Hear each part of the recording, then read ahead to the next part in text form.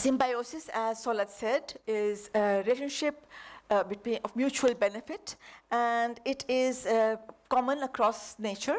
You can see it between across all nature. So honeybee and flowers, where honeybee takes the nectar from the flowers to make honey and pollinates the flowers, ensuring their perpetuity. In the gardens and parks of Karachi, you can see insects and ants breaking down plant debris for food for themselves, but also to create more organic material to support further plant growth. In the jungles and the wilderness, you can see little oxpeckers or removing ticks of their plants, or cleaner shrimps removing parasites of fish to get food for themselves, but also to rid the bigger animals of their pests. So symbiotic is prevalent across nature. As far as communities are concerned, man began as a hunter-gatherer. But when they acquired the knowledge to cultivate plants, to domesticate animals, to make abodes, he began to develop communities, became a settler. And these communities thrived and grew as his knowledge of growing plants and domesticating animals grew.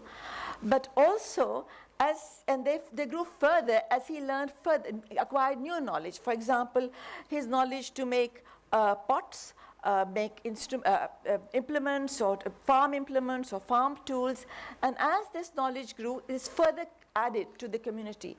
The community probably also had more knowledge shared. For example, knowledge about beliefs, communication, and perhaps knowledge about how people behaved in the community to ensure the coherence and continuity of these communities. So the knowledge was required to ensure the success of the communities and to allow them to thrive.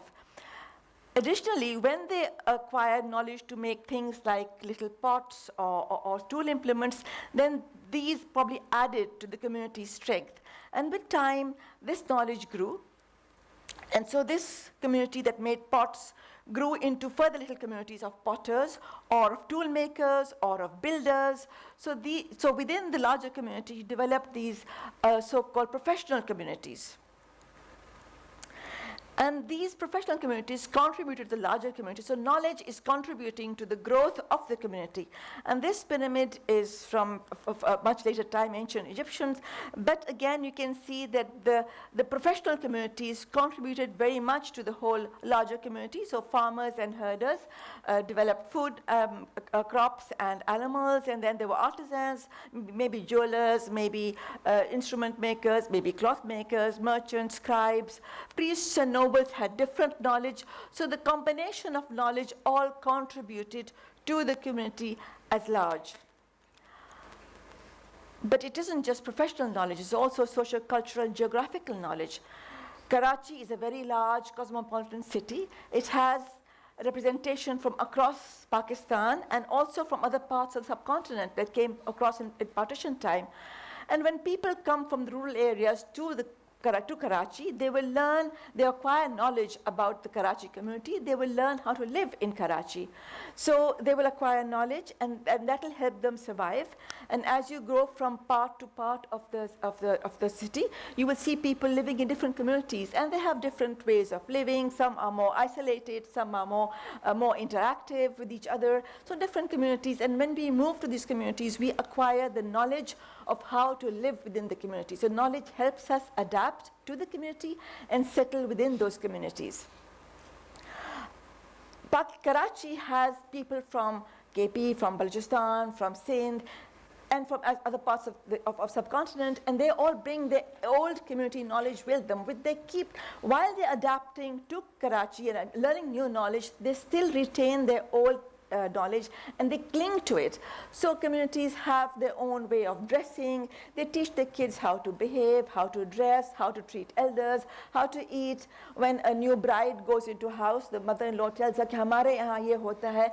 The mother-in-law is conveying knowledge of the community to ensure the existence of the community. So this community, food is another matter. People may have come from Hyderabad or Bihar or Lucknow or Delhi 70 years ago, but they cling to the food and to the habits of that community, and that tradition is passed on from generation to generation, some written, some oral. You can see it in the way they celebrate weddings or Eid, Baqr-Eid, Ramzan, festivals. So these traditions, this knowledge is passed on, some formally and some as an informal manner. In the rural areas too, we have villages of Punjab, of KP, all have different knowledge which adds to the way their communities manage, and this tradition is kept and passed down as they acquire new knowledge as well and go into the modern era. Communities are there in nature too. You have groves of trees, schools of fish, flocks of birds, hives, herds of wildebeest in the savannah. So all these are communities. And you ask me, where is the knowledge? Well, yes, they have knowledge. Knowledge is what? Facts, information, and skills. And research has revealed that animals are very inventive. They are creative, and they convey their knowledge to their communities. And elephants are classic examples. The herds of elephants, you can see how they look after the little calves. If a herd is going and one animal lags behind, and the others will come and teach it how to go ahead. So this is knowledge that they are, maybe not by conversation, but certainly by action or by some ways, they convey the knowledge to ensure that the community thrives. So community depends on knowledge. And as they learn new things, they will also convey that to the young ones and to the rest of the herd. The migratory birds have a defined path which has been going on for thousands of years. In the summers, they go from south to north, and in the winters, they go from north to south, across paths. How do they know what path to take? Why don't they get lost? Why do they have these defined paths? Somehow there's knowledge. You may call it programming, but it is a form of knowledge which these birds have. And how do they learn it?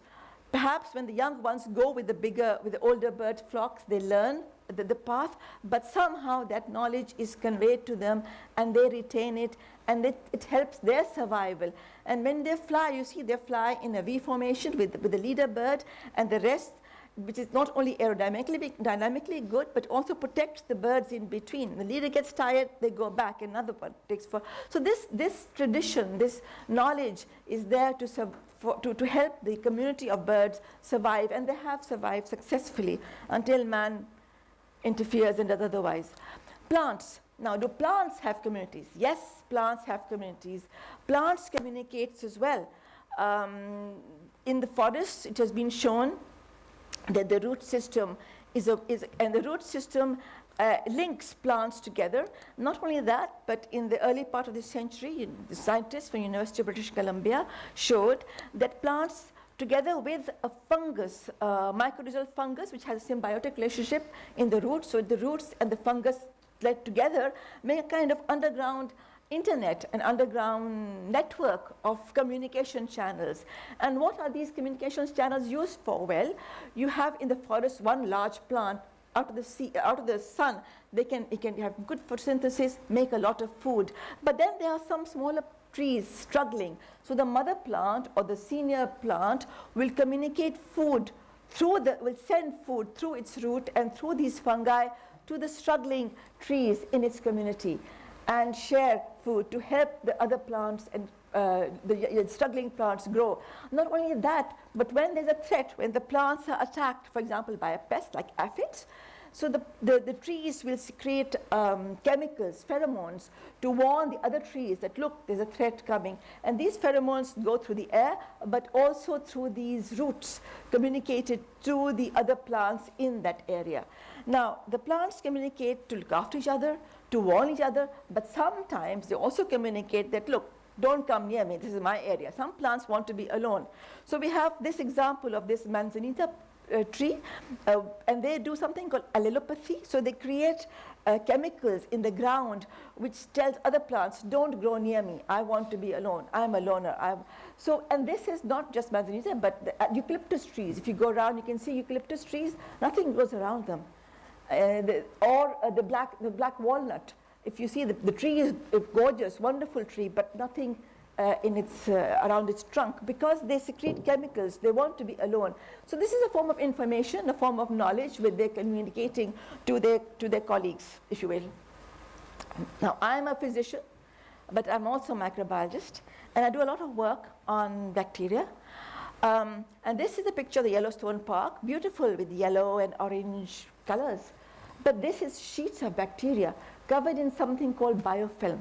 Biofilm is like a slime which covers and coats the bacteria, and the pigment is to do with the bacteria and the interaction of the biofilm and the chemicals they produce. And this biofilm protects the sheet, so bacteria exist in communities.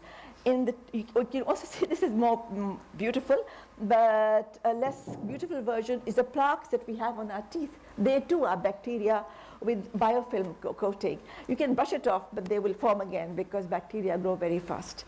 So, and they live in these communities. And if you don't believe me, this is an electromicrograph of a biofilm. You can see these bacteria, these little things, and the slime or the biofilm that protects it. But do they share knowledge? This is about knowledge in communities. Yes, bacteria have knowledge. And a classic example is they create knowledge to fight antibiotics, as a classic example. Penicillin was first used in the Second World War. And in the past 70 years, bacteria have rapidly become resistant to every single antibiotic that we have developed and thrown at them. They throw it right back at us. So they become very resistant. And they do it through mutating or changing their DNA. And this DNA then changes to make them resistant to the antibiotics. So this new knowledge which is then conveyed to the other bacteria, and they do it by either making a coat around themselves so antibiotics don't get in, or else they inactivate the antibiotic, or thirdly, they change themselves so the antibiotic doesn't work on them, and finally, they can also just spit it out. They have pumps. It's true. They have pumps that just throw the antibiotic out. And they do this by changing this genome, the bacterial genome, and then they don't just keep it to themselves, they share it with their community, they pass it around. They're very generous. So they give this resistance to the others. The third way they share information is by these so-called pilae. This is an electromicrograph this is the streptococcus, which causes sore throat, and this is E. coli, which causes a number of infections, including urine infections, other infections too. And these you can see these little tubules. This is the channels through which they communicate their resistance genes or resistance information, if you will, and they share them. And here you can see it very nicely here, two cells with a tube bridge through which they exchange information. And they also exchange information across the environment. So this is quorum sensing. So bacteria produce chemicals to communicate with the community. So they tell them, look, we are very few, please grow more. Or sometimes they say, look, enough, we are very crowded, we're running out of food. So this is a quorum sensing is a mechanism whereby bacteria communicate. So if they communicate to the community, they kind of help organize their communities. Now, knowledge is power, said Kofi Annan, who was the Secretary General of the UN. And knowledge is power. Knowledge helps communities grow. Knowledge leads to advancement, and which is why developing countries are so anxious to attract bright young brains from across the world to help them, give them ideas, to give them innovation, to give them new tools so that they can become stronger and more successful, and their communities will thrive. So community is a path to knowledge, to success. But then Albert Einstein said, little knowledge is dangerous. So is a lot. Is knowledge dangerous? And I thought about that. And I don't think it's knowledge that is dangerous. It is the perception of knowledge that might be dangerous. It may be the application of knowledge that might be misused. So if you're in a community, say in North Pakistan, which has been living there for generations and generations, and you suddenly tell them the women should go out to work, it is going to shake the community. They will resist, so they will perceive this, your idea or knowledge about having women to go out to work as a threat to the the continuation of their traditions and communities. So they will feel it as a threat. Similarly, if you tell them the girl child has to be educated, that will again be something alien to them and something they will not want, they will resist because they don't want change. So it is the perception application. Another classic example is the application of knowledge. For example, tools that are made, the internet, a classic tool, a wonderful tool, a tool we all use, developed why? To share information, to access, to increase access, for friends to communicate. But it can also be used for malicious purposes. So it depends on how and how knowledge is used. Communities in many parts of where they're dictators, they don't want to change. So they block new knowledge. They censor knowledge. They censor artists, writers, journalists, lock them up. So this is because they want to maintain the status quo. Because the new knowledge may be too revolutionary or maybe shaking them. So it is the perception of knowledge, the application of knowledge that may be perceived as being dangerous, but not knowledge itself. Knowledge is good for communities. And I will share a picture of my community. This is my work colleagues, and we are a large group, as you can see.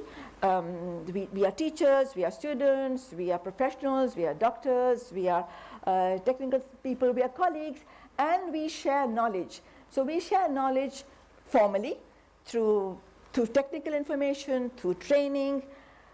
We teach people, but we also share informal knowledge as how to communicate as a professional, how to talk to patients, how to talk to colleagues, how to talk to each other, maybe how to dress, how to walk, also how to but sometimes knowledge about how to handle work-life balance, how to working mothers work, how do they cope. So this is the community sharing knowledge, information, formally, informally, to ensure that the community grows and persists. So knowledge is created by community, and the applications of knowledge help community to thrive and to avail of new opportunities.